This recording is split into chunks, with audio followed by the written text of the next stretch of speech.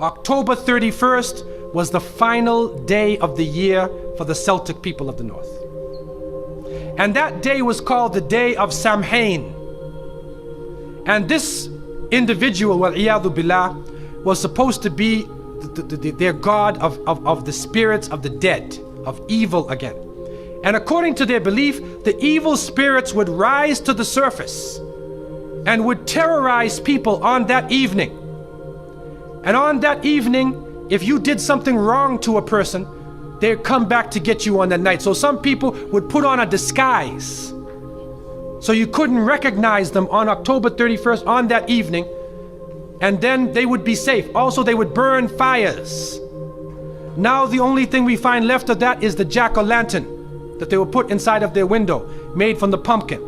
What actually happened in Europe is that the church moved All Saints' Day, a day for the saints.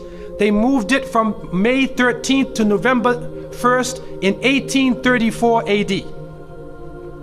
And so what they said was that the 31st night is All Hallows Evening. All Hallows Evening, which in America later became known as Halloween. Halloween. And they depict the forces of evil. What is happening now is that the children put on disguises. They dress as little devils, little witches, as goblins, vampires, anything evil, and they go out. And now with the new American way, they do trick-or-treat. And they come to your house asking for food. And some Muslims, they send their little children and they're in little disguises. How are you going to dress and go out there? As little devils, little shayateen. And so to send a Muslim child out to trick-or-treat is a demeaning, lowering thing. You ask them to beg people for food. Then they're dressed up as a way that they're not. Then when the candies and things come in the bag, how do you know what it is they actually gave you? Is it halal?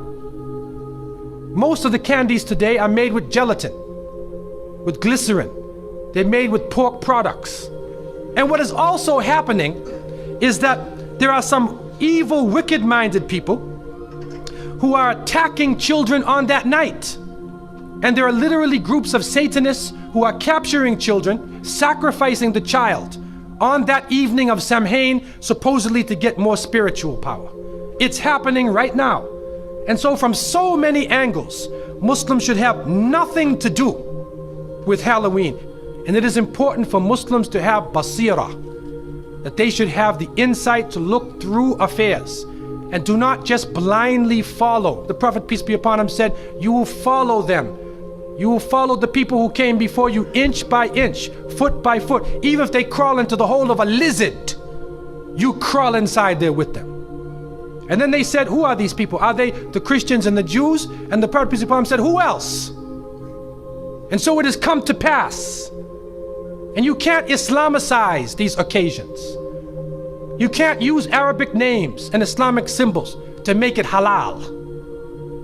And secondly, it is important for Muslims to cherish their own holidays. When the Eid al-Fitr comes, take the day off. There are some Muslims who go to work on Eid. They go to Eid prayer and they go to work.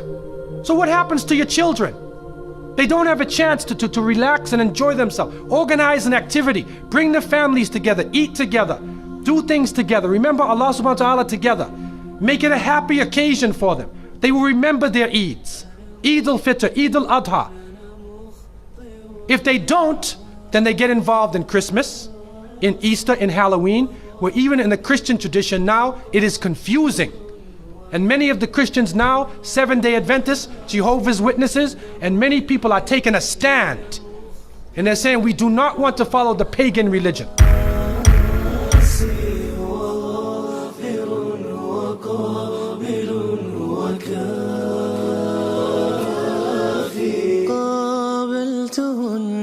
ثلاثة بثلاثة